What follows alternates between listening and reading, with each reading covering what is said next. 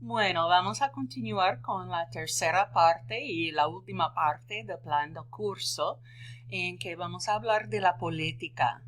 Empezamos en la página 4 del plan de curso.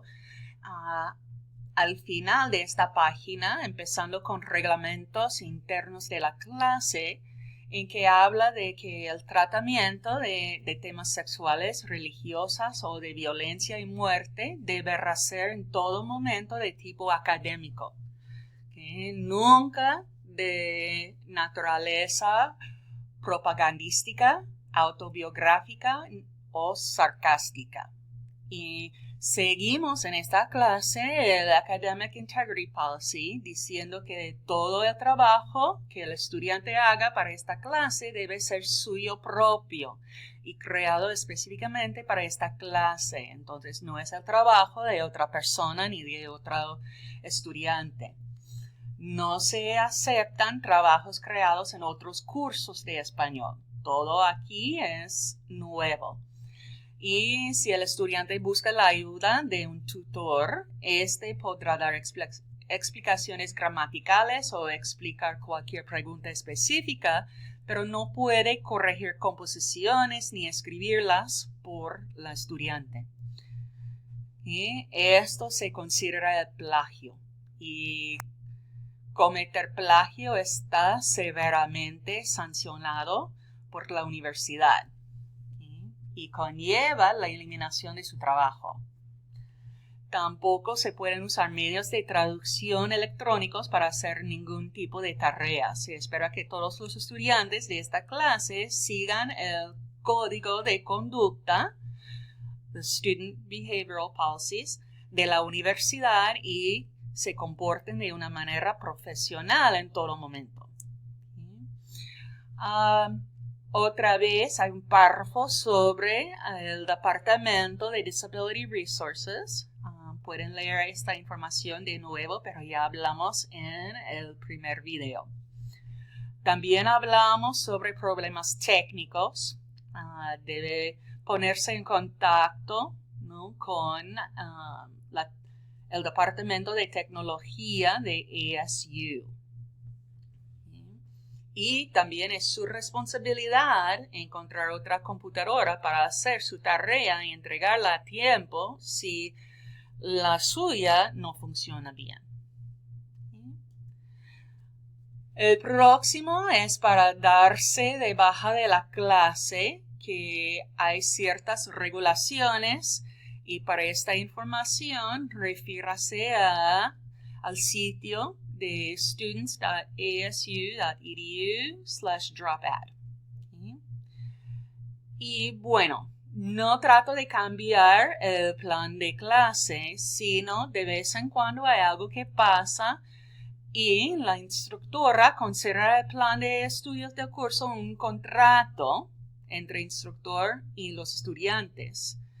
Y se reserva el derecho de realizar cambios en el plan, según lo considere necesario. Se les notificará a los estudiantes de manera oportuna de cualquier cambio vía correo electrónico. Entonces, por favor, recuerde revisar su correo de ASU y los anuncios en Blackboard con frecuencia. Okay. Pero de veras no tengo ninguna intención de cambiar el plan, pero nadie sabe qué va a pasar. Otra información importante para este curso en línea. This course uses a 3 before me policy in regards to student to faculty communication. So when you have a question, check these 3 sources first before asking me to reply to an email. 1, check the course syllabus. Okay? Most times students ask questions that are easily answered within the syllabus itself. 2, check any announcements in Blackboard to see if maybe a question you had been addressed. And the same for 3, the discussion board. Okay, we will also use the discussion board for any time that students have any questions that they can post there if they feel it's a question that they may not be alone in. Okay? If you cannot find an answer to your question, okay, post your question to the discussion board. Okay? And then here, like I said, others may have a similar type of question and not know the answer either, and may just not feel comfortable posting that question. So it really helps if they're more general or even specific questions regarding the course. However, if they are personal, if they're questions of a personal, like a personal emergency or questioning a grade on an assignment or something that just needs to be communicated privately, contact me via email or phone. And don't forget, allow at least 24 hours for me to respond, excluding weekends. Next, we have information about where you can get technical assistance. There is a help desk. You have technical assistance through the University Technology Office, 24 hours a day, 7 days a week. There is a list of what their phone number is. And just so you know, option 2 is if you need help with Blackboard. Option 3 is Learning Support Studio. Okay, or Learning Studio Support, I apologize. Now the Tech Studio, whether you're having difficulties connecting to the wireless, your system is infected with a virus, the Technology Studio is ready to restore functionality and help you. And so you can follow the links here in this section to help you out. Okay. Now, course access. You must have an active ASU email account as well as access to the internet. All instructor correspondence will be sent to your ASU email account, so make sure you check that regularly during the course.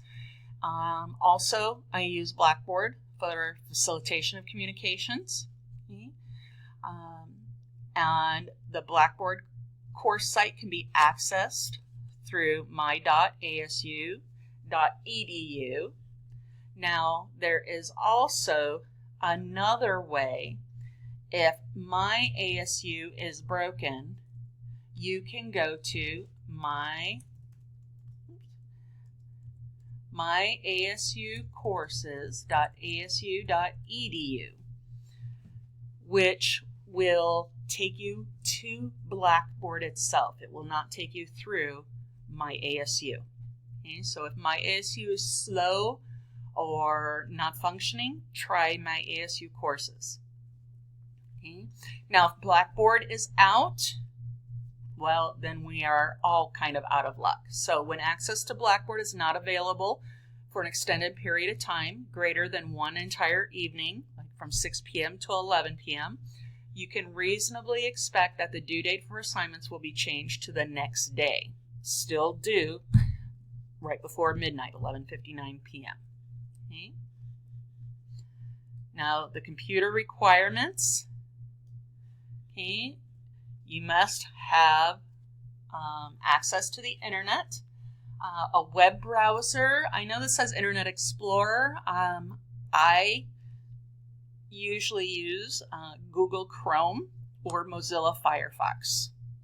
You want to make sure that you have Acrobat Reader, Adobe Acrobat Reader, that you have a Flash player, that you have Microsoft Word, you have a sound card with microphone capabilities, you have PowerPoint, and connectivity to Google Hangouts. Okay. Now, all assignments for this course are done through Blackboard. Okay. Now, you can create these presentations or some of these assignments using Screencastify or something similar, or Google Hangouts.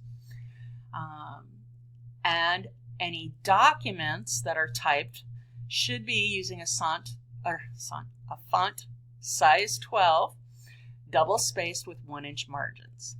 And make sure that you use correct spelling and grammar. Okay? Try to avoid the common texting abbreviations or informal language as seen as "see you later." Okay. And I'm not sure if you are familiar with it, but we now have what is called Netiquette. Netiquette refers to the etiquette on the internet or net, and so you will have your communication skills tested. You're going to be speaking through writing both to fellow students and instructors, so it's imperative to communicate well and professionally. Basically, the golden rule of Netiquette in an online class or environment is do not say online what you would not do or say in person. And so it gives you some guidelines, some suggestions regarding email and discussion boards. Think carefully about who the recipients should be. So in other words, don't always do a reply all. Okay. Use descriptive subject lines for email messages. Okay. Discussion board, you could do the course number. Don't forget urgent if it is urgent, or maybe if it's in regard to a discussion board posting.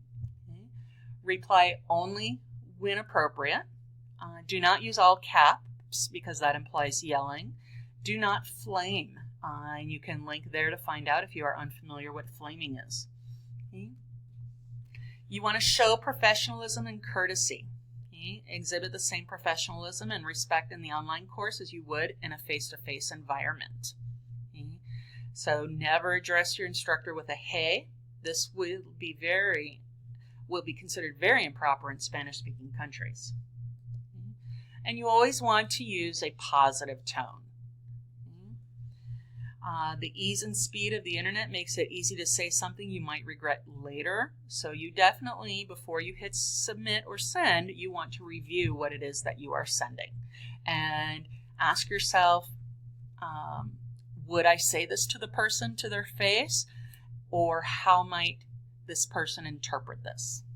Okay.